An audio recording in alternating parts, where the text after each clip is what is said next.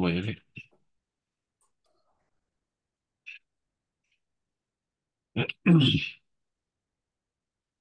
Tov, Erev Tov. Là, on continue notre étude sur la Tfila. On est donc au Latreia, dans le chapitre qui s'appelle Adrachat Tfila Vechalakea, paragraphe 5. On y va.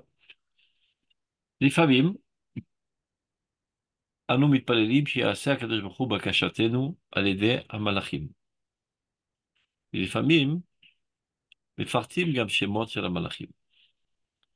Parfois, on prie Dieu qu'il exauce notre prière par l'intermédiaire des anges, à l'aider Malechecha Kedoshim, dans la Tfila par exemple de Rosh Hashanah, etc. Et parfois même, on donne le nom des Malachim. Je sais pas, que la Rifoua vienne par l'ange Raphaël, etc. Il y a ceux qui ont un sidour Sfaradi dans Shema Kolen où il y a une possibilité de rajouter une prière particulière pour la Parnassa. Et là-bas, on mentionne le nom de l'ange qui est responsable de la Parnassa. Alors la question qui se pose, à quoi ça sert? Si par exemple, quelqu'un est intéressé à ce que il reçoive de l'argent, ça peut bien le faire, que ça vienne par cet intermédiaire ou l'autre intermédiaire. L'essentiel, c'est qu'en fin de compte, l'argent arrive dans ma poche. Donc, ça nécessite une explication. Pourquoi on demande à Dieu d'exaucer nos prières par l'intermédiaire des anges, et parfois encore plus, on pousse encore plus on précise davantage par l'intermédiaire de quel ange? Il explique. שהרי עיקר המבוקש של התפילה, של עניין התפילות, כולן באמת ראוי שיהיה לא להשיג מה שהוא חפץ, כי אם נדבק עצמו לרצונו של המקום ברוך הוא. Comme on l'a dit plusieurs fois, la prière, c'est pas les allocations familiales. Ce qui nous intéresse dans la prière, c'est pas que nous, on soit exaucés dans notre petite demande, mais de se rapprocher de Dieu, d'être en communion avec Dieu. L'idabek atzmo l'irtsono shel makom. De faire en sorte que notre volonté soit identique à celle de Dieu. Vekevan shetachlit abakasha imilu amitat ritzono itbarach chapetz chesed. Puisqu'en fin de compte, la finalité de notre demande dans la prière est que la volonté de Dieu, qui lui désire le bien dans ce monde, se réalise. Ukmo shehu ritzono itbarach larbot chasadav olam. Donc, exactement de la même manière que Dieu veut que sa bonté se déploie dans ce monde de manière multiple, Ken urotse shevitnek dafka beotam drachim.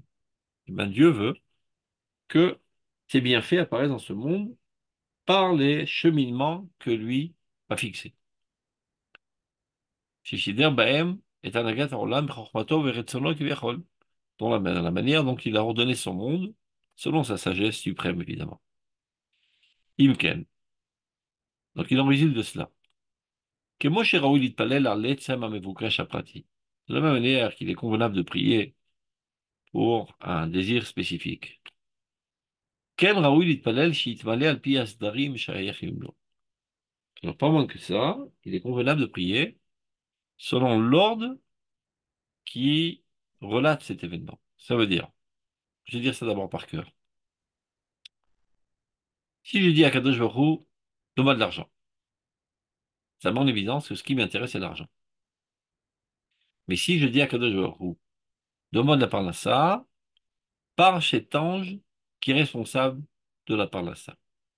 Donc, je mets l'accent sur le fait que ce qui m'intéresse essentiellement, c'est que la volonté de Dieu se réalise, fondée sur l'axiome de base que Dieu selon sa sagesse, il a géré son monde, il a organisé son monde, et il a décidé que la parnassa apparaisse par l'intermédiaire de cet ange. Donc, en mentionnant le nom de l'ange, je mets l'accent sur le fait que ce qui m'intéresse essentiellement, c'est que sa volonté se réalise et non pas finalement, en fin de compte, que l'argent arrive dans ma poche. Parce que si ce qui m'intéresse, c'est que l'argent arrive dans ma poche, peu importe qu'il arrive par la poste, ou qu'il arrive par WhatsApp, ou qu'il arrive par un virement bancaire, l'essentiel c'est que l'argent arrive dans ma poche. Mais si je mets l'accent sur le moyen dont cela doit arriver, donc je mets là en évidence que ce qui m'intéresse, c'est que la volonté de Dieu se réalise. Donc c'est la raison pour laquelle je mentionne parfois par l'intermédiaire des anges, et même parfois je mentionne encore plus exactement par l'intermédiaire de cet ange, sachant par les Chachamim, la volonté de Dieu, comment elle se réalise dans ce monde. Ve'adraba, Zoï shlemuta shel tefila. Ceci est une prière parfaite. Shumegale ba et retzono hu shi'aseh retzono shel makom baruch hu ba'olam. Lorsque tu pries de cette manière, en précisant exactement le cheminement de l'abondance divine dans ce monde, eh ben, tu exprimes par là que ta volonté est que la volonté de Dieu se réalise. Donc bien plus que le fait qu'on a bien envie que notre demande soit exaucée, ce qui voudrait vouloir essentiellement, c'est que les lumières suprêmes d'Akadosh Baruch Hu soient réparées. Ça veut dire que l'abondance divine apparaisse dans ce monde selon sa volonté d'Akadosh Baruch Hu, et c'est ça l'essentiel. C'est reticula mobilo il est né à tfila.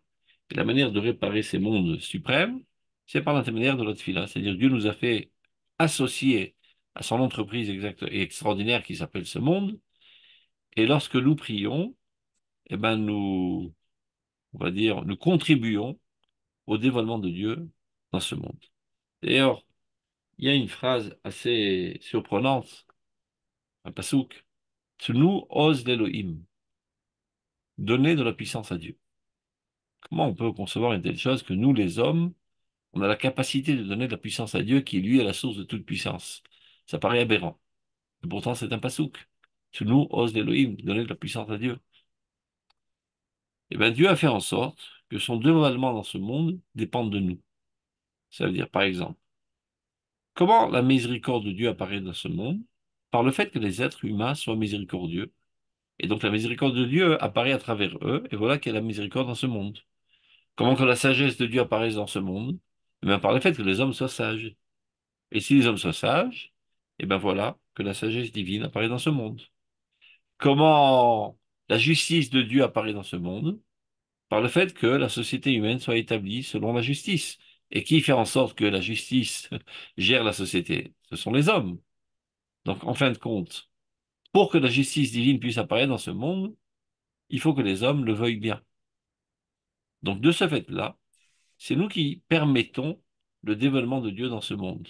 Et en cela, on rajoute de la puissance divine. C'est-à-dire, on ne rajoute pas de la puissance divine dans son essence première, mais dans son dévoilement. Le dévoilement de Dieu dépend de nous. Donc, en cela, on dit nous os Elohim. Donner de la puissance à Dieu par le fait que vous lui permettez de se dévoiler dans ce monde dans toutes ces innombrables dévoilements. Et bien là aussi, quand je prie, ce qui m'intéresse, c'est que Dieu apparaisse dans ce monde. Même quand je prie pour un proche qui est malade, pour mon fils, ma femme, mon père, peu importe. C'est vrai que ce qui m'a motivé à prier, c'est que je suis attristé, apeiné de sa souffrance. Top. Ça, c'est le premier starter qui déclenche ma volonté de prier. Maintenant, je dois reprendre mes esprits et me dire pourquoi je prie, Birnam. Pourquoi je demande à Dieu qu'il guérisse? Eh bien, car la volonté de Dieu est d'apparaître dans ce monde. Et voilà ce bonhomme là qui est alité. Mais il n'est pas totalement fonctionnel. Pas mal de ses fonctions sont annihilées. Du fait même qu'il a alité, il est fatigué, il ne peut pas être créatif comme il pourrait l'être. Donc la créativité divine qui apparaît par l'intermédiaire de l'homme, dans cet homme-là, elle n'apparaît pas dans toute sa vigueur. Donc en quelque sorte, c'est un manque de dévoilement de Dieu dans ce monde, du fait qu'il soit malade. Donc c'est dans ce sens que je dois prier. Ô toi Dieu, qui veut te dévoiler dans ce monde. Ce bonhomme-là, qui est mon frère, mon fils, peu importe, mon ami, que j'aime bien, maintenant qui est malade, eh ben, il ne peut pas te dévoiler dans toute sa vigueur. Donc, en quelque sorte, c'est toi qui y perds. Et voilà maintenant que moi, je suis intéressé à ce que tu apparaisses. Donc, ta volonté me traverse et je m'ouvre. Et c'est comme ça que je permets que ta réfoua apparaisse dans ce monde pour toi. Les Ma'ancha Hashem. toute prière doit être Lema Ancha Hashem, pour toi, Dieu. C'est vrai que finalement, en fin de compte, tout ce qui est Lema Hashem et aussi Lema Briotav est aussi pour ces créatures, vu que ces créatures le dévoilent. Donc en fin de compte, on en ressort gagnant. Ouais, mais c'est pas ça qui doit me motiver. Ce qui doit me motiver, c'est Lema Ancha Hashem. Et quand Hashem, mon fils, il n'y a plus de manque dans ce monde, il n'y a plus de mal, tout est comblé, tout est parfait. Mais la motivation doit être toujours Lema Ancha Hashem. Donc là aussi, quand je dis Dieu envoie la refoua par l'ange Gabriel, par l'ange Raphaël, envoie la parnassa par cet ange, que je ne dirai pas le nom parce qu'il est interdit de le dire, etc. Je mets l'accent sur le fait que ce qui m'intéresse, c'est que la volonté de Dieu se réalise. Et non pas la finalité, finalement, qu'il y a l'argent qui arrive dans ma poche, ce qui mettrait en, en point, en piédestal mon intérêt personnel et non pas son dévoilement. Chez eux, il y a la tfila, Alpimidat Asfirot. C'est comme ça on explique la tfila selon la Kabbale avec les différentes sfirot. J'avais Kevan chez Zachin ou l'Inyan la tfila chez Yasser et Tsono. Donc, dès qu'on a mérité de pouvoir prier, parce que c'est vraiment un cadeau du ciel que Dieu nous a permis de prier, de rentrer avec lui, en contact avec lui, comme on l'a dit à plusieurs reprises, tfila, la chaîne filin, qui veut dire un lien. Donc c'est un grand mérite de pouvoir être constamment en lien avec Dieu. Donc, Ivan Shezachinu Leinian Atfila Shia Aser Etzono, et que grâce à ça, sa volonté puisse être réalisée. Shubishifat Achesed Api Achanat Atartonim, et qui est en fait l'abondance de sa bonté dans ce monde, mais selon la préparation de ceux qui sont ici-bas, comme on l'a dit à plusieurs reprises, lorsque nous prions, nous ne changeons en rien la divinité, seulement nous nous ouvrons, nous, pour que le flux divin puisse apparaître. Donc, pour que le Shefa, l'abondance de la bonté divine puisse apparaître dans ce monde, il faut que nous, on soit mouchanim, on soit prêts, on soit ouverts, on se change, on se purifie, on s'élève, on grandit, on élève notre volonté à la volonté de Dieu. Au lieu d'avoir des volontés banales, idiotes, et bon, on a des volontés hautes et nobles à la ressemblance de la volonté divine, et c'est ça ce qui permet, on va dire, une adéquation des volontés, et comme on l'a dit à plusieurs reprises, Ratson, qui est la volonté, sont les mêmes lettres que le mot Tsinor. Donc c'est comme ça que, par ces deux tuyaux qui sont adaptés l'un à l'autre, le Shefa, l'abondance divine, peut apparaître dans ce monde. Donc, Etzamatafila, Yachana Rabba Beofen Ameoulé, Linyan Shefa Atov. Donc la prière est une propre préparation très très très grandiose, de la meilleure manière d'ailleurs, qui permet à cette abondance du bien et de la bonté divine de se dévoiler dans les lumières les plus saintes. C'est clair? Il y a des questions? Il n'y a pas de questions. Dommage. Vous m'attristez que vous ne me posez pas de questions. Top. Continue. Tania qui va t'aider Rabbi Hanina. La Gemara dit la chose suivante dans Masechet Brachot, page 26b. Avraham tiken filat shachrit. Abraham, c'est lui qui a instauré la prière du matin, shachrit.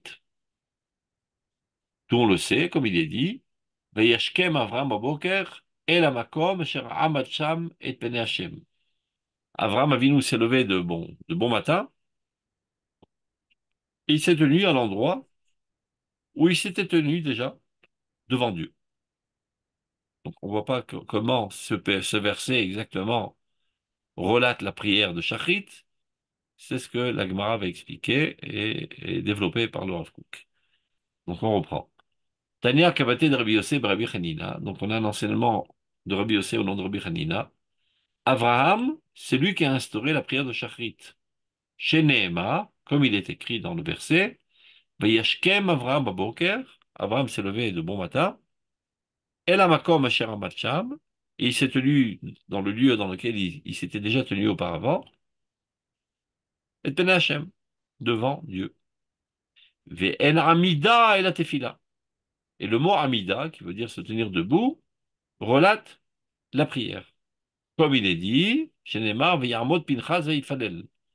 Plus tard dans l'histoire, on verra Pinchas qui se tient debout et qui prie. Donc lorsque dans la Torah, on se sert du terme Veyarmod, ça relate la prière. Et vu à propos d'Abraham Avinu, il est marqué Vayamod, là on sait qu'il a prié. Et d'où on sait que c'était Shachrit, parce qu'il est marqué Baboker, il s'est levé de bon matin. Donc de là, la Gemara apprend que c'est Abraham qui a instauré la prière de Shachrit. Yitzhak tiken filat mincha. Par contre, Yitzhak, c'est lui qui a instauré la prière de Mincha, celle qu'on dit l'après-midi, avant le coucher du soleil. Chez Nehema, comme il est écrit, Vayitse Yitzhak la soir vasadeh lifnot arev. Yitzhak est sorti discuter, la soir, c'est-à-dire parler, discuter, bassader dans les champs, l'ifnot areb à l'approche de la nuit, ça veut dire au crépuscule, juste avant que le soleil ne se couche. Top. Donc on sait que c'est l'après-midi, mais donc on sait que sicha, discuter, fait allusion à la prière, dit la Gemara, ven sicha et la tfila, le mot sicha ne veut dire que tfila, comme il est dit, tfila l'erani ki tof, prière du euh, du pauvre, chez Otef, l'Ifne Hashem, il s'enveloppe près de Dieu, Ishpor Sicho, il déverse sa discussion. Donc on voit qu'il y a une corrélation entre le mot Tefila et Sicha. Donc de là, on sait que lorsqu'il est dit à propos d'Yitzhak, Yitzhak la soir va céder, qu'il s'agit de prière. Yaakov Tiken Filat Arvit. Par contre, Yaakov, c'est lui qui a instauré la prière d'Arvit, celle qu'on dit juste après la sortie des étoiles, donc la nuit. Chez Nehema, comme il est dit, Vaïfga Bamakom Vayen Sham. Donc on se rappelle de l'histoire où Yaakov Avinu a eu droit à un rêve extraordinaire où les anges montaient sur l'échelle et redescendaient. Il y a marqué Vaïfga Bamakom, il a rencontré l'endroit, Vayalen Sham, il a dormi là-bas. Ven Pegia et la Tfila. Et le mot Pegia, qui veut dire rencontrer, ne veut dire que prière. D'où on le sait, comme il dit, Ve'altissa Vadam Rina ne porte pas pour eux Rina Vetfila, c'est-à-dire un chant et une prière, Valtif Gabi, et ne m'atteins pas, ne me rencontre pas. Donc on voit encore une fois une corrélation entre le mot Livgoa et le mot Tefila. Donc lorsqu'il est dit à propos de Yaakov, Vaïfga Mamalakom, il s'agit de prière. Donc qu'est-ce qu'on a vu jusqu'à là? Qu'Abraham a installé la prière de Shachrit et on apporte des versets pour prouver ça. Et Yitzhak a instauré la prière de Mincha, et on apporte des versets pour prouver cela. Et Yaakov a instauré la prière de Arvit. Top. Maintenant, le Rav Kook va développer ce qui a été dit dans la Gemara.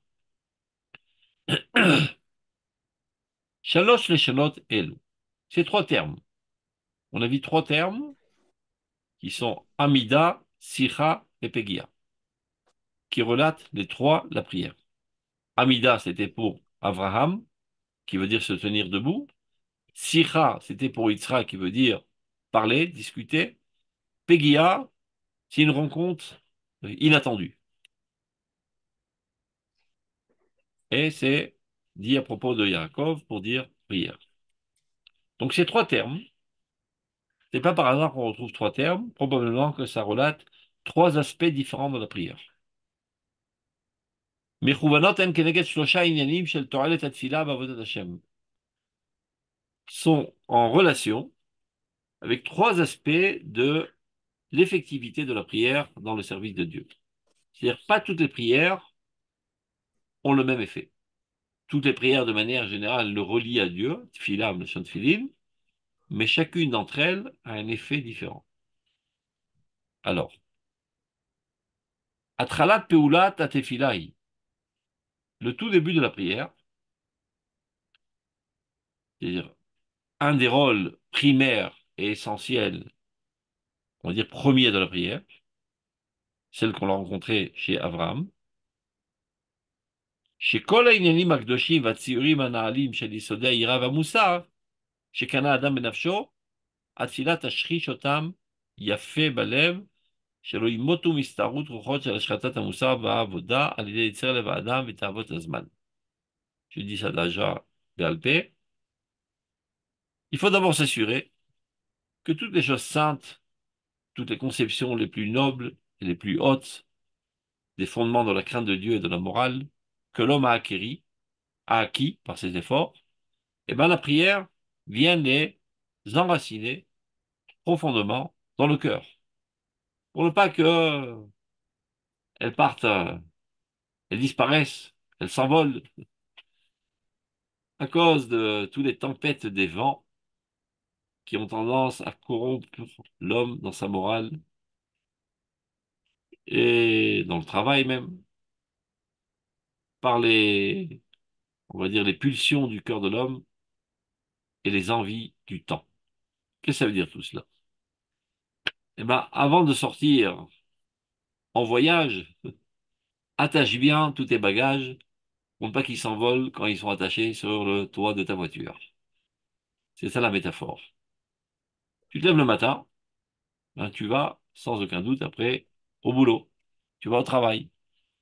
Tu vas au travail, tu sors dans la jungle de la vie active, tu rencontres toutes sortes de choses pas toujours très propres, pas toujours très morales, et tu es assailli par toutes choses de choses qui sont aussi négatives. Il n'y a pas que des choses négatives dans la vie, mais tant que tu es à la maison, tu es plus ou moins préservé dans ton cocon de spiritualité et de moralité, tu sors dans la vie active, et ben, toi, tu n'es pas responsable toujours de ce qui se passe dans le Rishut Harabim, dans le domaine public, et toutes sortes de personnages, toutes sortes d'événements qui ne sont pas toujours les plus propres, les plus moraux, les plus, on va dire, pudiques, etc. Donc, le matin, avant de sortir en guerre, attache fortement tous tes acquis à ta personnalité. Tout ce que tu as construit durant ta vie, tout ce que tu as acquis par tes efforts de moralité, de pudeur, de crainte de Dieu, de foi en Dieu, de bonne qualité, de vertu, ben tu risques de les perdre dans la jungle de la vie. Il y a quelqu'un qui va t'exaspérer, tu risques de te mettre en colère. Il y a quelqu'un ou quelqu'une qui va passer dans la rue de manière impudique, tu risques d'être attiré et perdre en cela la pureté de tes yeux. Il y a une autre personne qui va dire du lachon hara, mais qui peut parler de quelque chose de très intéressant, qui peut attirer ta curiosité, et tu vas perdre aussi la pureté de tes oreilles. Donc, avant de sortir dans le domaine public, prie pour maintenir et attacher fortement tes acquis dans ta personnalité. Alors, on revoit ça dans le texte, regardez. Atralat Peulat Atefila, le tout début de l'effectivité de la prière. C'est-à-dire la première prière qu'on fait dès qu'on ouvre nos yeux, c'est le shacharit. Eh bien, c'est quoi? Chez Kol Inyanim Akdoshim, tous les sujets saints, tous les domaines saints de ta personnalité. Vatsiurim Anaalim, et les conceptions les plus nobles, des fondements de la crainte et de la morale. Chez Kana Adam et Nafsho, que l'homme a acquis dans son âme, et qui sont devenus maintenant ses biens propres, ses acquis. Vienne la prière, mais tachri shotam, que la prière vienne les enraciner profondément dans son cœur. Chez l'oïmotu, pour ne pas qu'il tombe en route. Bistarut ruchot, par les tempêtes de vent qui tendent à corrompre l'homme de sa morale et de son service divin, ou bien par cause de Yetzer Leva Adam, les tendances du penchant de l'homme, Beta Avatazman, et toutes les envies du temps. Maintenant, quand est-ce qu'il est le plus adéquat de faire ce travail, c'est-à-dire d'attacher fortement ses acquis? Zmana shel peulazu ou beyoter b'shachrit. Le plus adéquat de le faire dans la prière de shachrit. Il est chez Kodem sheifne Adam leiskar chaim. Avant que l'homme ne s'adonne aux activités de la vie, il va au boulot. Verichet avataguf amuchachim. Et tous les sentiments des envies du corps les plus nécessaires, ben, tu vas manger. C'est une envie. Sans envie, je pense pas que tu aurais mangé. C'est vrai que c'est un besoin qu'il faut combler du point de vue corporel, mais si tu n'avais pas de l'appétit et même une envie de manger, tu ne mangerais pas. Donc, ton stimulant à manger, la plupart du temps, c'est une envie. Alors, les envies, elles peuvent emmener vers des choses positives, mais si déjà tu te relâches en envie, va savoir où tu vas arriver. Donc, dès que tu commences à permettre à tes envies de s'exprimer, eh ben, avant cela, attache fortement tes acquis. C'est la raison pour laquelle il faut prier avant de manger. Faut pas manger avant de prier. Avant de t'adonner librement, ou même pas librement, à tes besoins corporels, prie, pour être bien sûr d'être capable de contrôler tes envies et qu'ils aillent dans le bon sens. De même, avant d'aller dans la vie active, prie. Parce que dans la vie active, tu vas rencontrer toutes sortes d'énergumènes qui ne sont pas toujours les plus purs et des, des événements parfois exaspérants dans lesquels tu risques d'exploser de colère, etc. Du fait même que tu es au boulot. Parce que tant que tu restes au Beth Midrash dans ton cocon de spiritualité, le travail divin est plus ou moins simple. Mais quand tu te défies à la problématique de la vie active, le travail divin est plus compliqué et donc nécessite plus euh, de garde de soi. Donc avant de sortir à cela, Shachrit, tu attelles bien à ton âne tous les acquis. Donc Yachil Atzmo, Ma'amad Moussari Chazak Nachal. Il faut se préparer une, une maintenance morale forte. Shitkayem Benisionot Itnagdut sur le Gadazman, de manière que ceci tienne la route avec tous les vents qui vont à contresens que tu risques de rencontrer. Et la Khanat Fila, Amida. C'est la raison pour laquelle la prière qui vise à cet objectif, c'est-à-dire de maintenir ce que tu as, de te tenir dans ce que tu as, s'appelle Amida. Et ça, on l'a pris d'Avram Avinu, en Amida la Tfila. D'abord, maintiens ce que tu as. Tiens bien ce que tu as, et ça se dit Amida, qui veut dire se tenir debout.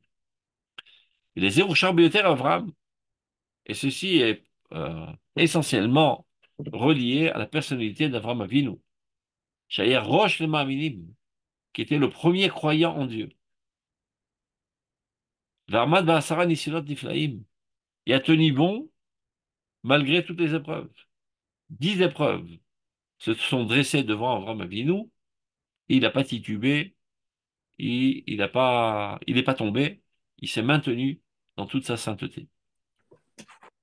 Vimkol Amon Amit Nagdim à la Derech Haoleh Be'or Hashem. Il y avait énormément de personnes qui se sont tenues sur son chemin pour essayer de le faire dévier de son chemin depuis sa plus tendre enfance, où il a été jeté dans le feu par Nimrod, etc. Toute sa vie durant, il a rencontré des personnes et des événements qui auraient pu le faire dévier du chemin, et il s'est maintenu très fortement dans sa proximité de Dieu, dans sa croyance en Dieu. Donc, Kol Amon Amitnagim ala derech haolam be'or Hashem, she'istaharu lafitzo ve'ladiro, qui tous se sont acharnés à l'écarter, Nilcham, il a lutté très fortement, il a combattu, Limtso Ma'amad Nachon Lekayem Larad, pour se trouver une stature et une stabilité très très forte de manière éternelle. Donc, pour résumer ce qu'on vient de voir, on a compris que Avraham Avinu, c'est lui qui a instauré la prière de Shachrit, et on a trouvé dans le passage le mot Amida, Amida qui veut dire se tenir. Et donc, qu'est-ce qui relie ces trois éléments? Shachrit, qui est le matin, Amida et la personnalité d'Avraham Avinu.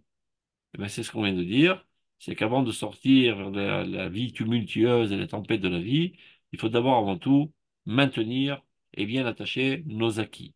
Et ça est proprement la personnalité d'Avraham Avinu, qui a rencontré une dizaine d'épreuves, si ce n'est plus, ça c'est ce qui est mentionné dans la Torah, une épreuve, et il s'est bien maintenu dans sa proximité de Dieu. Donc, Amida, Avraham et Boker, Shachrit.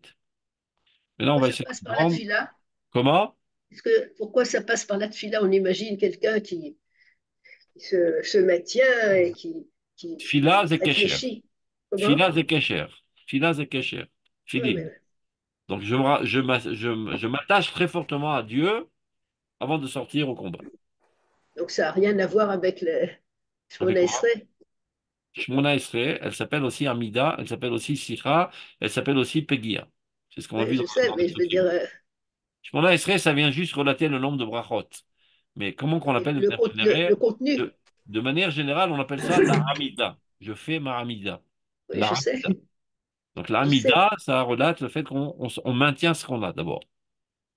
Maintenant, il y a Vaishpor Sicho, dit Hachem. Il a déversé son âme par sa parole devant Dieu. On va voir ça, c'est plus en corrélation avec la personnalité de Yitzhak. Et pourquoi C'est-à-dire c'est que la première spécialement chose, c'est sans, pardon, excusez-moi. Bah, la Ken? première chose, c'est sans texte, sans parole. C'est Si, sans. si, pourquoi sans parole? C'est le Shemona Esrei. C'est toujours, on parle toujours du Shemona Esrei. Ouais, ouais, Mais mais le Shemona pour le Esrei, maintenir, faut s'accrocher. Pas à s'accrocher à travers le Dieu, texte, je me laisserai comment. s'accrocher à Dieu dans tous les idéaux divins, les idéaux divins, ne pas les perdre. Donc, c'est Atachon el Adamda, Tashiva Shotenu, Baruch Alenu, tous ces idéaux divins qu'on est censé réaliser toute notre vie durant, bien les attacher à notre personnalité et ne pas les perdre en course lorsqu'on s'adonne à la vie active. Donc ça, on fait ça le matin. Avant de s'adonner à ses besoins corporels, avant de s'adonner à ses activités financières, etc., etc., ne perdons pas la boussole. Donc, attachons bien notre boussole à notre tête. On peut quand même boire ou quelque chose quand c'est Ouais, pour selon la pas. halakha, il est permis de boire pour être plus concentré, Ouais. mais sûrement pas manger. Je sais qu'aujourd'hui, malheureusement, il y a pas mal de gens qui se prennent ça à la légère, surtout dans les hôtels. Selon la halakha, seulement les gens malades ont le droit de manger avant la tefila, parce que sans ça, ils ne peuvent pas se concentrer. Nous ne sommes pas des hommes malades, Baruch Hashem. Celui qui est malade ou bien qui a besoin de manger quelque chose avant de prendre ses médicaments, évidemment que c'est permis, parce qu'il ne fait pas ça par envie, bah, par une nécessité de bonne santé. Top, on continue. Sikha tikare tefila. Alors, il y a un autre terme qui désigne la prière, c'est le mot sikha, comme on a vu, l'ishpor sicho, déverser sa parole. Donc, sikha tikare tefila, la prière s'appelle aussi sikha, qui veut dire discussion. Beshem mishtatef im tzmachim v'ilanot. Mais il s'avère que le mot sikha a deux sens en hébreu. Sikha qui veut dire discussion, ou bien sikha qui nous rappelle le mot siar. Siar, c'est un buisson. Siar, c'est une plante. Donc le fait que Chachamim, ou le pasuk même, appelle la prière sikha, ça fait allusion au fait qu'on parle avec Dieu, mais ça rappelle aussi, de manière une connotation, le mot siar, qui veut dire une plante. Smachim ilanot, chez sichim, qui s'appellent des sichim, les plantes et les arbres. Et là, ça relate un autre aspect de la prière, non pas seulement de maintenir ce qu'on a, mais plus encore, al afrachat nefesh bekochot chadashim, faire fleurir notre âme avec de nouvelles forces. Pas seulement maintenir notre acquis, mais développer davantage et faire fleurir ce potentiel. Amista afim, bofen TV. Et c'est des choses qui se ramifient, on va dire, de manière naturelle. Parce qu'à partir de manière où la graine est ensemencée dans la terre, et ben, naturellement, elle pousse. Juste un petit peu d'eau, un petit peu de soleil, et rien besoin de plus. Naturellement, c'est une loi de la nature, une loi qui est gravée dans la nature, que lorsqu'on ensemence une graine, et ben, par une relation de cause à effet, automatiquement, cela donnera des plantes. Eh bien, de même ici, une fois que les acquis ont été bien enracinés dans l'âme, eh ben, naturellement, c'est censé pousser et se développer davantage, se perfectionner davantage, s'élever davantage, se ramifier, fleurir. Donc, amistafim beofen tiv'i, à l'aider rikshat nefesh ba'avodah shebalev. Donc, il suffit seulement de déverser son âme en toute émotion dans le service de Dieu par le biais du cœur, que naturellement, ça va donner une floraison aux graines qui étaient déjà dans ta personnalité, aux graines positives. Vezeraoui beyoter leat minchat erev. Ceci est le plus adéquat au moment de mincha. Pourquoi spécialement mincha? Et regardez ce qui est marqué minchat erev.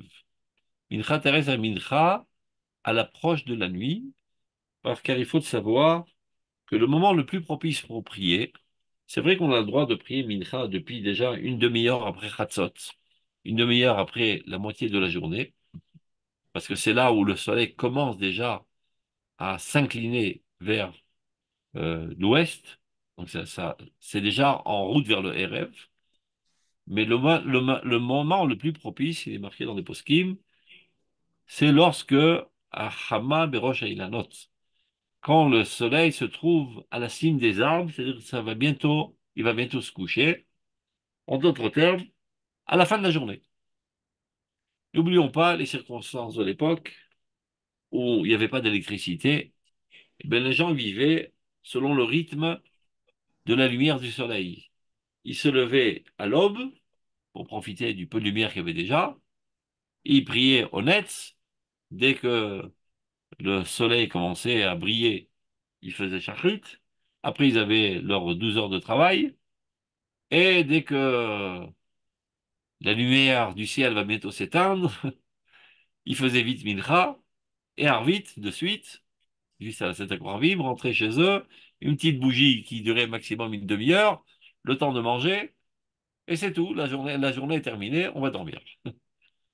N'oublions pas qu'on s'est levé à 4 heures du matin, donc cet aquavim, on est fatigué, et c'était pas comme aujourd'hui, on travaillait devant un ordinateur. L'agriculture, c'est fatigant. Le travail manuel, Mi- c'est fatigant. Rav, j'ai une petite question à vous poser, s'il vous plaît. Allez-y. Les Télim, pourquoi c'est pas bien de les faire l'après-midi normalement? C'est pas Il l'après-midi faut que c'est pas attendre. bien. D'abord, c'est pas que c'est pas bien, c'est pas recommandé. Recommandé? Et c'est pas D'accord. seulement, c'est Pourquoi? pas à partir de l'après-midi, c'est à partir de la nuit. Parce que c'est Midat Adin. Oui, la nuit, je sais, mais le matin, c'est bon. Toute Mais la journée. après, Toute la journée, alors, jusqu'à 7 Koravim, on peut dire Télim, ah, d'accord, ok. Donc, et à la rigueur, l'après-midi, on peut aussi dire la nuit si c'est un besoin imminent, ah, quelqu'un qui est l'après-midi, malade. c'est bon alors. Aucun problème. Ouais. D'accord, On merci continue. beaucoup. Mais comme je répète, quand on parle de Tfila, on parle du Shmona Esri. Oui, oui, mais je pense au Télim aussi. Pas de problème. Donc, Zeraoui Beyoter Leat Minchat Erev. Maintenant, cet aspect de la prière, qui est la floraison de notre potentiel, le plus propice, c'est Minchat Erev. Lama. Chez Adam Karov, la sirma lave et atirzot. L'homme s'apprête déjà à retirer de lui tous les soucis. Parce que toute la journée, tu es au boulot. Et tu t'attends à ce qu'à chaque instant, il y ait quelqu'un qui puisse venir t'enquiquiner, te prendre la tête, te vexer, s'acharner sur toi. Tu as une armure psychologique et tu es soucieux de ce qui peut arriver, etc. Donc, dans cet état d'âme, tu n'es pas dans une situation psychique qui permet un développement et une floraison de ta personnalité. Tu peux maximum, avec ton armure et ton scaphandre et ton bouclier, seulement protéger ce que tu as.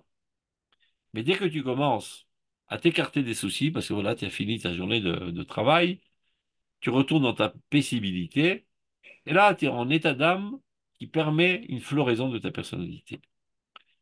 Donc chez Adam, Karov, les Assir, mais Allah et d'autres. L'homme s'apprête déjà à enlever de lui tous ses soucis. Ve'az tuchal nafsho litroma mitiva. Alors naturellement, son âme peut s'élever.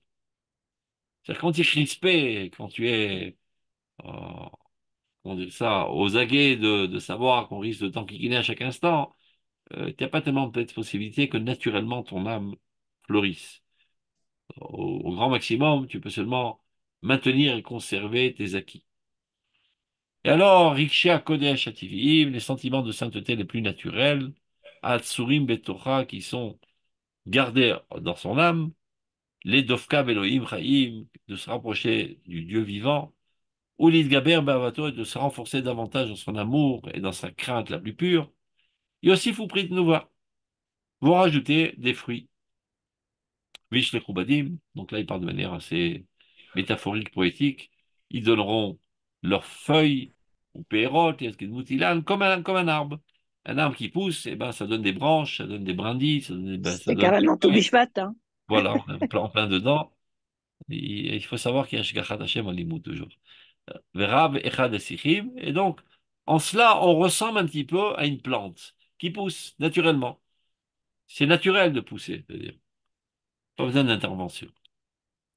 Maintenant, Afrachat Ivit, cette floraison naturelle, Mitor Yosher Nefesh, qui découle de la droiture de l'âme, Ishoresh Anagat Adin, nous rappelle le din. Parce que c'est quoi en fait le din? Ben, c'est exactement ce qui doit être, sans déviation quelconque. Eh ben, les lois de la nature, elles sont midat adin. Jamais elles dévient. C'est toujours parfait, c'est toujours précis, c'est toujours au micron près. Les lois de la nature, c'est midat adin. Donc la floraison qui apparaît de manière naturelle suite aux acquis, suite aux potentialités qu'on a en nous, c'est midat adin. Ça, presque on pourrait dire que ça nécessite aucune intervention. Naturellement, la bonté intérieure s'exprime lorsqu'il n'y a pas des freins extérieurs qui l'empêchent de s'exprimer, comme les soucis de la vie active, de la jungle, de la vie active. Donc, c'est ça ce qui veut dire. Ish shoresh l'anagat adin, el anotem netiv yosher alachot hachaim, et qui empêche on va dire, de se dérailler. Chez Midat Adin, kol ma sheyesh la chok tivi. Midat Adin, c'est une loi naturelle. C'est une loi naturelle au niveau de la matérialité et au niveau de la spiritualité. Ça veut dire, eh ben, si tu mets, je sais pas, euh, tu sautes par la fenêtre, tu t'écrases. Tu mets les doigts dans l'eau brûlante, tu te brûles. Et tu peux dire non, excuse-moi, madame eau brûlante, faites en sorte que ça ne brûle pas. Tu peux crier ce qu'il y a de mal, l'eau brûlante, elle brûle. C'est une relation de cause à effet, midatadine. Eh ben, de même, dans le nefesh, c'est pareil. Quand tu te comportes à contre-nature de ton âme, eh ben, ça a en cela des répercussions douloureuses. C'est midatadine. Donc, Medukdeketi est la méchanée d'Arka, Venota, Venetiva. Elle est très méticuleuse, cette midatadine, à tous, envers tout ce qui Hein? dévie du Allô, droit allô? chemin. Hein? 2 secondes, je termine juste la phrase. Ah, Vei midato shel Yitzhak. Et ceci était le caractère essentiel de Yitzhak. Comme on le sait, Abraham c'est Chesed, Yitzhak c'est Din, et Yaakov c'est Tiferet. Kedirtiv, ou Pahad Yitzhak ayali, la peur d'Yitzhak était pour moi, que Damir Rabbanan Merobeyo, et dans énormément d'endroits, Chachamim ont développé ce thème, que la manière de servir Dieu chez Yitzhak était essentiellement sur le Midat Adin. Donc je résume avant votre question. On a dit que Yitzhak, c'est lui qui a instauré Filat Mincha, et le mot qu'on retrouve dans le pasuk, c'est Siach, Vaishpor Sicho, en corrélation avec le Siach, qui est la plante, qui se, qui fleurit suite à la graine qui est déjà dans ta personnalité, et qui se fait de manière presque de relation de cause à effet, comme Midat Adin. Donc on a trouvé là une corrélation entre les trois éléments, Filat mincha dafka, parce que après que tu as écarté de toi tous les soucis de la vie, donc naturellement ton âme peut se développer et fleurir comme siach, et c'est midatadin, parce que c'est naturel, c'est automatique, c'est, on va dire, il y a pas de déviation, et ça nous rappelle essentiellement la personnalité d'Yitzhak Avinu, que telle était son approche envers Dieu, les filles midat adin. Oui, Madame Veller, ouais. je voulais dire. Je peux dire quelque chose? Attendez, Madame Veller a levé le doigt la première. Slicha, pardon. Je fais le maître d'école, là. D'accord, merci. Je suis pas supporté faire ça, mais c'est pas grave. Allez-y. Oui, c'est juste par rapport à ce que vous avez dit, si le nefesh est contrarié, c'est midatadine qu'il va y avoir une réaction, par exemple la Non, colère. non, Bon. c'est pas ce que j'ai dit. Non. Non, oui, oui, J'ai dit justement. que lorsque C'est pas- quelqu'un Oui. est assailli de personnes qui risquent de le contrarier, eh ben, Mhm. il ne se développe pas naturellement, il est recroquevillé sur lui-même. Donc, l'aspect de floraison de la prière peut arriver à la fin de la journée quand tu as terminé le travail. Tu sais que tu es en route vers la maison, tu t'es déshabillé de ton, comment on appelle ça, ce que mettaient les guerriers là, ton armure. Sûr, oui, c'est ça. Voilà, ton armure et ton bouclier. Maintenant, tu es naturel. Tu n'es pas. D'accord. Voilà. Oui. Oui, Madame Sigal. Je Sigal, c'est comme voudrais, ça? il ne parle pas du tout de l'angoisse du soir, parce que c'est l'heure à laquelle l'homme finit sa journée, il a l'angoisse, la nuit va arriver, et L'angoisse de quoi? le bébé en général pleure. Ah, Parce, et on sait jamais. nous, on n'est pas des bébés. Les bébés, ils pleurent parce que quand dans l'obscurité, ils n'y voient rien. Alors, Non, le non, monde c'est pas. Il y imaginaire, a l'angoisse. L'angoisse du soir, c'est une expression psychologique. C'est que quand on change de couleur, la nuit n'est pas encore D'accord. arrivée, le jour est pas presque pas fini, et c'est angoissant. Tu parles pas du tout de ça, hein? d'accord, parce que les gens minimes ne ressentent pas d'angoisse la nuit. Parce qu'ils savent très bien que les yeux de Dieu n'ont pas besoin de phare pour regarder. Donc la protection divine, elle est exactement pareille dans le jour comme dans la nuit. Ce n'est qu'une impression subjective de croire Oui, c'est que, subjectif. que dans l'obscurité, on est moins en sécurité. Donc les Non, petits c'est la enfants, demi. hein, la La demi, dès qu'il y a demi-obscurité. moins de lumière, on se sent en moins de sécurité parce que on maîtrise pas la situation. Quand tu es mine, tu sais que Dieu te protège, quelle Ouais. que soit la situation, aussi bien dans l'obscurité que dans le jour. Mais, Ah Comme ben on là, a alors, affaire La là, tefila, comme on a affaire là à des géants de l'histoire comme Abraham, Pourquoi Isaac, les bébés Jacob, pleurent alors? Pourquoi les bébés pleurent? parce que ce sont des bébés justement, mais nous on n'est pas censé être des bébés. non, Le monde imaginaire est très très fort sur eux et le monde intellectuel pas tellement développé. Donc dès qu'il y a un changement, il pleut à torrent, il y a des tonnerres, il y a des éclairs, il fait noir, ils ont non. l'angoisse et ils se sentent assaillis Oui. de danger. Juste pour aller dans le sens de Madame Sigal, c'est que oui, les bébés et les enfants aussi, en général, à partir de bon, la tombée de la nuit, enfin, Ils ont le peur. temps d'être, ils sont énervés. Il y a un c'est énervement d'accord. Parce des qu'ils enfants. ils se sentent dans une insécurité. Oui, Donc, il faut et- développer l'intellect pour se renforcer contre toutes les peurs qui proviennent de l'imagination. On en a déjà parlé. oui, L'imagination a tendance à faire un coup d'État et mettre de côté l'intellect et prendre la gestion de la personnalité. oui, Et moins tu es développé intellectuellement, plus l'imagination est emprise sur ta personnalité. J'ai donné l'exemple la fois précédente. Par exemple, il y a eu un pigouin, qu'on dit un pigouin en français, un attentat. Alors le bus 18 a explosé et il y a eu 50 morts. Les gens ont la trouille de montrer dans le bus 18. Ben, il n'y a rien dans le bus 18 plus que dans le bus 17 ou 15 ou 14. Mais c'est l'effet de l'imagination. Donc, à partir du moment où tu réfléchis froidement, tu dis, mais il n'y a aucune différence entre 18, 15 et 14. Donc, tu montes tout de suite dans le 18. Il y en a qui sont encore plus idiots. Ils montent plus du Bichlal dans le bus pendant une semaine. C'est encore une réaction imaginaire. Alors, comment qu'on tue les idioties de l'imagination? Par une analyse intellectuelle froide. Alors, je vais vous donner une démonstration que j'ai déjà fait, mais ça vaut le coup de refaire parce qu'on a tendance à l'oublier. Je dois te dire la chose suivante. Voilà, aujourd'hui, on est jeudi. Combien de personnes, aujourd'hui, à Jérusalem, sont montées dans le bus dans la station A et sont descendues dans la station B et rien ne leur est arrivé? Alors, supposons qu'il y a environ 1 million d'habitants à Jérusalem, au moins un tiers vont au boulot, disons, ça fait 300 000 personnes, sont allés au boulot en train ou en bus, peu importe. On va dire qu'il y a la moitié seulement parce que les autres, c'est des riches qui vont en voiture. Alors, il y a 150 000 personnes qui ont pris aujourd'hui le train ou le bus et qui sont montées dans la station A et sont descendues dans la station B et rien ne leur est arrivé. Et de manière générale, on va au boulot et on retourne à la maison. Donc, tu multiplies par deux.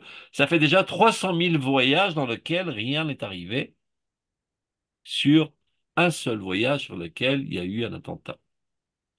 Mais non, j'ai pas terminé mon compte. Parce que ça, ce n'était qu'à Jérusalem.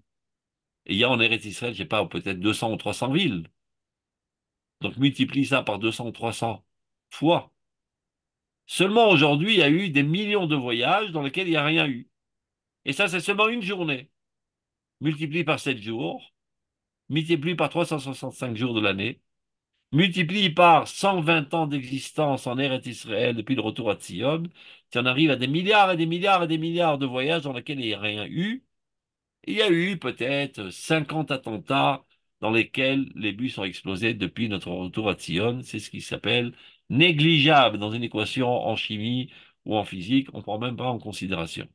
À partir du moment où tu analyses la chose de cette manière, eh bien, toute l'imagination s'évapore. Et tu n'es plus sous son emprise et tu agis de manière normale. Mais que peut-on faire? La quasi-totalité des êtres humains n'agit pas sous l'influence de l'intellect, mais sous l'influence de l'imagination. Et notre rôle est de les emplir d'intellectualisme pour qu'ils agissent de manière normale. Pour en revenir, Rav, à cette notion d'angoisse, Oui, la protection divine, le soir, on a la tfila shalamita, donc ça permet un petit peu de... Parce que même les adultes peuvent avoir il faut des toujours anxiétés. penser, Shiviti Hashem lenegdi tamid. Exactement. Je mets Dieu Mm. devant mes yeux et Dieu me protège si seulement je suis méritant d'être protégé.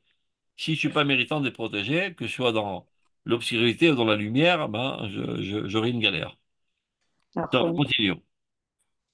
Omnam. Donc, je résume pour qu'on puisse mieux continuer. On a rencontré dans la Gemara que Abraham a instauré Shachrit et ça relate le mot Amad, Amida, c'est maintenir ce qu'on a avant de sortir en guerre. Parce que la vie active, c'est la guerre. Donc, attache bien tes acquis. Après, Yitzhak a instauré Tfilat Mincha. Ça, c'est la fin de la journée, la fin de la vie active. Et là, nettoyer de tous tes soucis, naturellement, tes acquis vont donner naissance à d'autres fleurs, d'autres branches, etc., etc. Et ça, c'est en relation avec Yitzhak. Donc, Erev, V marqué Sicha, et Shpor Sicho, qui rappelle la plante qui se développe naturellement. Et comme toute chose en nature, ce sont des lois qui ne bougent pas. Et donc, c'est Midatadin. Et telle était l'approche de Yitzhak envers Akadosh Baruch. Maintenant, on en arrive à Yaakov, qui lui a instauré la tfila de Arvit. Omnam od ravitaron la tfila. Il y a une plus-value encore plus importante de la prière. Pas seulement maintenir, et pas seulement que tes graines positives se développent naturellement. Maintenant, cet aspect de la prière, on ne le trouve pas chez tout le monde, on le trouve chez les gens de très très haute qualité. De chez les saints les plus hauts. Anigashi Hashem, qui sont toujours rapprochés de Dieu, qui eux, à l'aider à Tfila, il y a Romuvinasu les malades à les voir au Karovla. À chaque prière, ils s'élèvent au niveau de la prophétie ou proche de la prophétie. Maintenant, sachez que ceci est mentionné dans le Touch Shulchan Aruch. Ça veut dire que ce n'est pas fait normalement seulement pour les très très grandes sadikim, les grands gdoshim. Tout un chacun du peuple d'Israël est censé arriver à ce niveau, puisque c'est mentionné dans le Touch Shulchan Aruch. Qu'on doit arriver à un matzav shal itpash tout à gouf, comme si on n'avait pas de corps. Lorsqu'on prie, normalement, c'est à ça qu'il faut aspirer. Évidemment, c'est un travail constant sur notre personnalité de concentration, et à chaque prière, on progresse davantage vers cet objectif. On doit arriver dans une situation dans laquelle, lorsqu'on prie, on est totalement déconnecté de l'environnement et même déconnecté de notre corps. Notre âme s'élève au ciel et on se trouve au ciel. C'est à cela qu'il faut aspirer, arriver un jour, Bezrat Hashem. Juste pour vous imaginer de quoi s'agit-il, j'ai déjà raconté cette anecdote, mais je la raconte. Avant la guerre de Kippour, vous savez, la prière de Kippour, eh ben, il y a des élèves de la Yeshiva de Merkez Arav qui avaient prié avec le Rav Tzvi Yehuda Cohen Cook, qui était le fils du grand rabbin, le Rav Cook, dans Beth Arav Cook, qui se trouve à la rue Cook, aujourd'hui, près de Biafo. C'était l'ancien emplacement de la Yeshiva de Merkez Arav. Donc, il priait avec lui. Et que lorsque Rav Yehuda priait, ben, il s'élevait à des niveaux très très très hauts de prophétie, etc. Il était totalement déconnecté de ce monde. Donc il prie avec lui, et voit que la guerre de Kippour éclate. Et les sirènes sonnent, et les jeeps tournent les synagogues pour récupérer les hommes, pour les amener sur le front. Et donc il tape à la porte de la yeshiva, et les soldats, pour venir ramasser tous les prieurs qui priaient dans cet endroit. Ils se sont dit, donc, on va en guerre, mais quand même, on ne peut pas partir en guerre sans dire shalom à notre rabbin, qui nous bénisse avant de sortir sur le front. Mais qui va oser déranger le Rav Souda pendant sa prière? Personne. Ils avaient la trouille. Donc il y avait un parmi eux qui s'est rappelé le Rav Benny Eisner, qui est mort il n'y a pas longtemps, une dizaine d'années. Ils ont dit, écoute, toi, tu es le chouchou du Rav Souda, c'est toi qui as... On, on t'a élu comme la victime. C'est toi qui iras le déranger dans sa prière. Il n'avait pas tellement la pêche, comme on dit, mais tous ses amis lui ont ordonné de le faire. Donc il va, il s'approche de Rav Souda, il dit Rav, Rav, il réagit pas. Alors il s'est plus fort, Rav, il réagit pas. Il n'aime pas, il ose lui tapoter un petit peu sur l'épaule, il réagit pas du tout. Il n'est pas là, le bonhomme. Son corps est là, mais lui n'est pas là. Et quand même, on ne va pas partir en guerre sans dire shalom au Rav. Donc il attrape très fortement, il le secoue très très très fort. Et tout d'un coup, il atterrit. Makara, qu'est-ce qui se passe? Il lui dit, Rav, c'est la guerre a éclaté, on part en guerre. Il lui dit, ben, je sais bien, j'y étais déjà. La guerre a déjà commencé dans le monde céleste. J'étais déjà en guerre pour le sauvetage de Klal Israël. Comme ça raconte le Rav Veni Eisner et ceux qui étaient présents. C'est comme ça que le Rav Souda priait. Et ceux qui ont eu le mérite de connaître le Rav Zuckerman, Zecher Tzadik, le Kadosh, les Bracha, c'est comme ça qu'il priait toutes les prières de sa vie. Tous les jours. Je le voyais prier à Mincha, à Merkaz Arav. Eh ben, c'était un être pas de ce monde. Si je peux vous montrer, je vais essayer de vous montrer une photo. Attendez, juste, je sais pas si je sais le faire, 2 secondes. 2 secondes. Alors, je sais pas si ça va marcher. Parce qu'une fois, j'avais raconté ça dans un de mes cours. Quelqu'un il m'a dit, eh ben, hier, j'étais dans une ratouna, j'ai vu le Rav Zuckerman prier, je l'ai photographié. Vous voyez? Non, non, Ah non? non. Attendez. Et là, Oui, Voilà, on voit. Oui, au revoir. ça c'est le Rav Zuckerman. Quand il priait, il était avalé dans la Shekhinah. Toutes ses prières. Il pouvait avoir un tremblement de terre, un serpent autour de lui, il n'était pas là. C'est comme ça qu'il priait. Top. J'enlève ça, j'espère que je vais pas tout faire sauter. Je sais pas comment on remet ça maintenant. Hop. Là, vous revoyez le texte? Non, Non. Attendez. J'espère que ça va remarcher. Et maintenant? non. Non. Ah, Ah, Voilà. oui. Ah, miracle. c'est bon. C'est la première fois de ma vie que je fais ça, tu vois, j'ai réussi. Grâce à Ben, vous. c'est grâce aux routes de Rihanna. Rav Zuckerman, alors. Rihanna. Eh ben, c'est comme ça qu'il priait. Toutes ses prières. Des fois, tu pouvais être hypnotisé à le regarder prier. Mamache. J'avais eu le mérite de prier tous les Shabbats matin avec lui à la Dafka Bet Harav Kook. Il donnait un cours de rote avant la prière. C'est comme ça qu'il priait. Alors on attendait, parce que la prière chez lui était très longue. On attendait avec beaucoup de patience, mais c'était un plaisir intense de voir son visage lorsqu'il priait. Tu sentais la shrina qui l'enveloppait. Et lui n'était que l'élève du Rav Seuda, donc imaginez ce qu'était le Rav Seuda. Donc il parle de ça, le Rav Benaghi. Omnam, mais non, évidemment, on ne peut pas parler de ce qu'on ne connaît pas. Si le Rav Kook parle de ça, c'est que très probablement lui-même vivait cette dimension. Omnam odra viteron la tfila. Il y a une autre dimension mais plus grande de la tfila.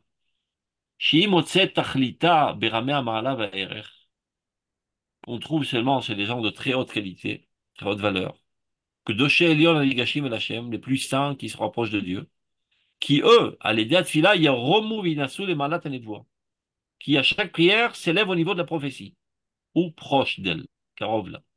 Qu'est d'ivré Shulchan Arour, comme c'est marqué dans Shulchan Arour, dans le Siman Sadikret, Shem Pogim Ma'amadim Yotek Dolim Ma'alichot Ateva. Il rencontre de manière inattendue des Mahamadim, on va dire, des événements bien, bien plus en delà que les événements naturels. Il s'élève au niveau du miracle. L'ifgor en hébreu, l'ifgar bamakom, c'est-à-dire comme si tu marches par hasard et à un coin de rue, tu rencontres quelque chose, quelqu'un qui n'était pas prévu, c'est de manière inattendue. Donc, tout d'un coup, il y a un dévoilement divin de manière inattendue. Qui est au moment Arbel Matsavatev. Il s'élève bien en delà de la situation de la nature. Par contre, j'ai perdu vos visages. Je ne sais pas où vous êtes partis. Ah ben voilà, je vous retrouve, bienvenue. Alors, enfin, apprendre à manier ce truc, c'est pas grave. Midabkoum Elohim Chaim. Ces gens-là, mamash, ça colle à Dieu, Betoar lève dans une pureté de cœur et d'âme. Les Emurchar ou Alayla. Maintenant, pour cette dimension de la prière, ce qui est le plus propice, le plus adéquat, c'est la nuit. Bimnuchato vidboduzo. La nuit, c'est le repos total et hitbod de doute, comment on dit hitbod de doute, le fait qu'on est, on dit ça en français, on s'isole. Oui. Il faut pas comparer à notre existence aujourd'hui où il y a l'électricité et il y a le plein vacarme jusqu'à minuit dans les rues. À l'époque, on était comme des coqs. C'est-à-dire, le soleil se couche, tout le monde va dormir. Donc la nuit, tu étais totalement isolé de toute société, de toute influence extérieure, de toute chose qui peut dissiper ta concentration. Donc c'était la situation environnante la plus adéquate pour s'élever à ce niveau de prophétie. Donc moi, je suis bien Chassid de Chovot HaLevavot, comme c'est expliqué longuement dans le livre Chovot HaLevavot, Bitron Tfilat Laila, de la, on va dire, la valeur extraordinaire de la prière de la nuit. Shumei Afsher Li Paked Gamer Chazot Nissim. Elle te permet de rencontrer des dévoilements divins très très hauts et très saints, ou de voix, sikhliot, noraot, et aussi des compréhensions intellectuelles très très très très fortes. C'est-à-dire ce que tu peux accéder au niveau de compréhension de la Torah auquel tu peux accéder pendant la nuit, c'est incomparable avec tout ce que tu peux accéder pendant le jour.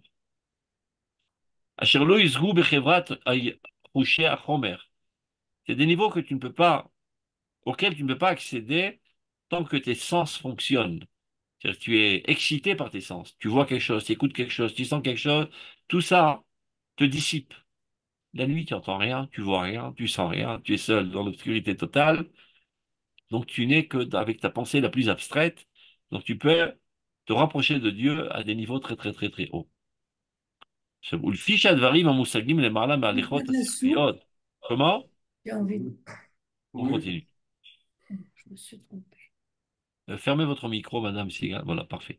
ולפי שהדברים המושגים למעלה מהתהלוכות השכליות המוטבעות ba'im même שלא כסדר הדרגה.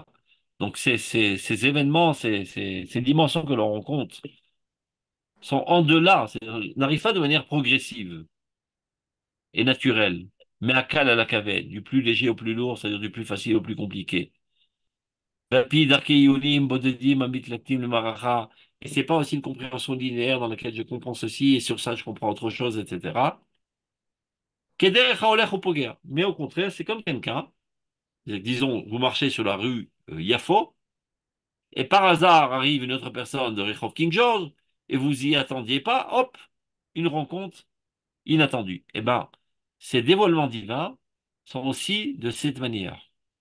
Ce n'est pas une progression du plus facile au plus compliqué, c'est une, on va dire, une attaque divine, de manière totalement inattendue. Et ça se dit en hébreu par le mot paga. Il a été atteint, il a subi une rencontre de manière totalement inattendue. הנה, ועל פי דרכים נדונים, כי אם בפתע, soudainement, יגלה האור הגדול מנועם Hashem, apparaît cette grande lumière de l'agrément divin, Ashrei kol zochelo, heureux tout celui qui le mérite, et donc il parle en connaissance de cause, très probablement le Rav Kook, quand il parle de ça.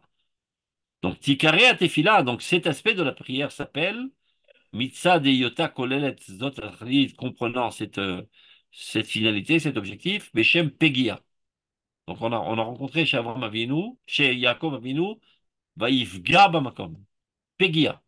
C'est une rencontre inattendue.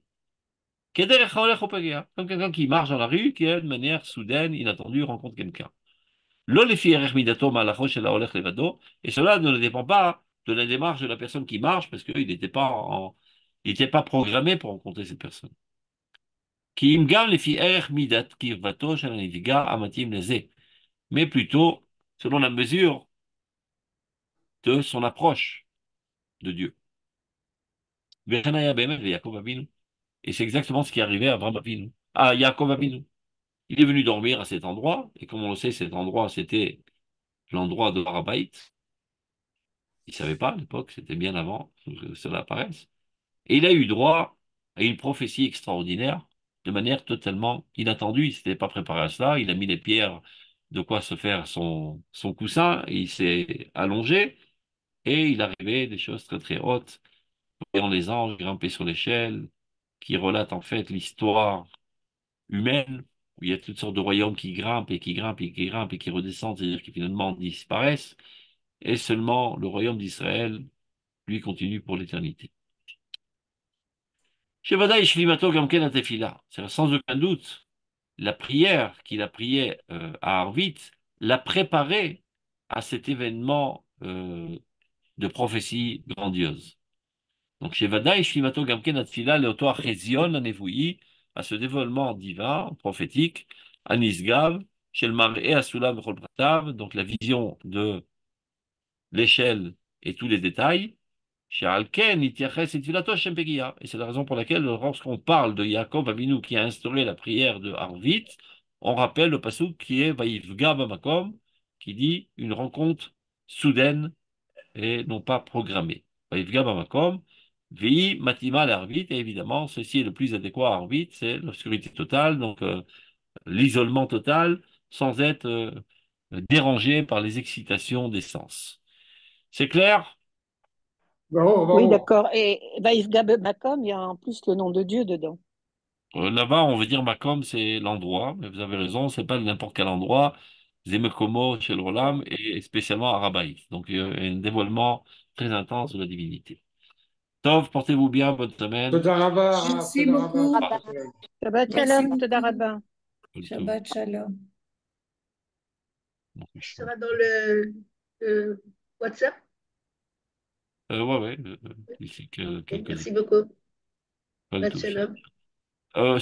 Ceux qui veulent, je rappelle quelque chose si vous me voyez, ceux qui veulent dans le groupe du Zoom, et Oui. c'est là-bas que je mets les films après en YouTube, eh ben, envoyez-moi un WhatsApp, comme ça je vous rends dans le groupe. Donc vous m'envoyez un WhatsApp, mon numéro c'est 052 3 518 199. Il suffit pas de m'envoyer un WhatsApp pour pouvoir recevoir. Il faut que vous m'enregistrez dans votre liste de contacts. Donc, vous marquez Youssef Ben Chouchan avec mon numéro de téléphone dans votre mémoire, dans votre liste de contacts. Comme ça, vous pouvez recevoir mes messages. Donc, je répète, 052 3 518 199. Vous m'envoyez un WhatsApp, je prends dans le groupe du Zoom de secours. Kol Touv. Bonne semaine.